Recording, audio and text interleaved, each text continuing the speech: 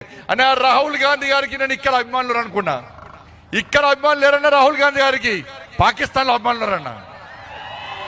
ఇవాళ రాహుల్ గాంధీ పేరుతోనే అమెరికా పాకిస్తాన్లో ట్రెండింగ్ నడుతుందన్న. ట్రెండింగ్ ఏ మనిషి అన్న రాహుల్ గాంధీ?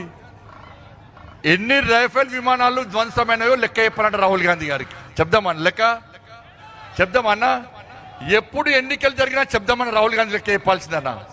ఒక అవగాహన లేని నాయకుడు, ఒక అవగాహన లేని నాయకుడు, దేశం పట్ల, ధర్మం పట్ల, సమాజం పట్ల ప్రేమ లేని నాయకుడు ఈ రోజు దేశాన్ని ఏలాలని చూస్తే ఈ దేశ ప్రజలు ఏ విధంగా ఆలోచించాలో ఆలోచించాల్సిన అవసరం ఉన్నది. రాహుల్ గాంధీ గారు చేసిన వ్యాఖ్యలు వాళ్ళ ఈ దేశంలోని సైనికులను అవమానపరచడమే, ఈ దేశం కోసం బలిదానమైన సైనికులను అవమానించడమే.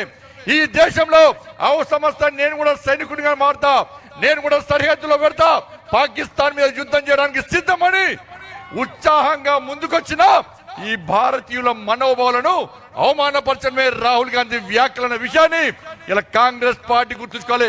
అరే ఇక్కడున్న రాష్ట్ర ముఖ్యమంత్రి గారు, ఇక్కడ రాష్ట్ర ముఖ్యమంత్రి గారు మనం చెప్తున్నారు, పాకిస్తాన్ ముక్కలు చేసింది ఇందిరాగాంధీ, పాకిస్తాన్ ముక్కలు చేసింది కాంగ్రెస్ పార్టీ అని చెప్తున్నటువంటి ఇవాళ రేవంత్ రెడ్డి గారు ఇలా పాకిస్తాన్ ముక్కలు చేసిన ప్రభుత్వం పార్టీ మీదైతే పక్కనే ఉన్న పీఓకను ఎందుకు స్వాధీనం చేసుకోవాలి మీ కాంగ్రెస్ పార్టీ చెప్పాల్సిన బాధ్యత రాకూడదు రేవంత్ రెడ్డి గారు. అది ఇలా పీఓక వెళ్ళాను కదా అని ఇలా కాశ్మీర్లో విధ్వంసం జరిగేది, కాశ్మీర్లో హిందువుల మీద హత్యాకాండ జరిగేది, కాశ్మీర్లో పండితుల హత్యాకాండ జరిగేది, కాశ్మీర్లో పాకిస్తాన్ జెండా ఎగిరేది, కాశ్మీర్ టెర్రరిస్ట్ గడ్డగా మారింది.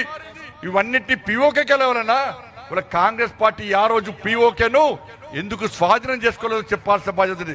అంతెందుకన్నా హైదరాబాద్ లో రోహింగ్యాలు కూడా పంపలేని దౌర్భాగ్య స్థితిలో ఇలా కాంగ్రెస్ పార్టీ తెలంగాణ రాష్ట్రంలో ఉంది.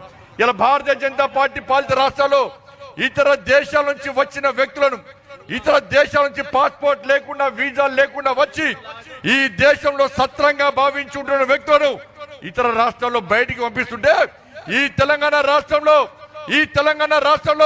కనీసం వాళ్ళ గురించి పట్టించుకోకుండా, వాళ్ళను బయటికి పంపే ప్రయత్నం చేయకుండా తూతూ మంత్రంగా వ్యవహరిస్తున్నటువంటి కాంగ్రెస్ పార్టీ ప్రభుత్వం ఇవాళ తెలంగాణ రాష్ట్ర ప్రజలకు సమాధానం చెప్పాలి. ఎందుకు ఇక్కడ పాస్పోర్ట్ వీసాలు లేకుండా ఉన్నటువంటి రోహింగ్యాలను ఈ దేశం నుంచి, ఈ రాష్ట్రం నుంచి పంపించలేకపోతున్నారు. దాంతో పాటు వాళ్ళను బామర్దు లెక్క, సొంత ఇంటి అల్లుని లెక్క ఇలా షెల్టర్లు ఇచ్చి పెంచి పోషిస్తున్న ప్రభుత్వం గతంలో బీఆర్ఎస్ పార్టీ ప్రభుత్వం, ఇప్పటి కాంగ్రెస్ పార్టీ ప్రభుత్వం అన్న విషయాన్ని గుర్తుంచుకోండి. ఇలా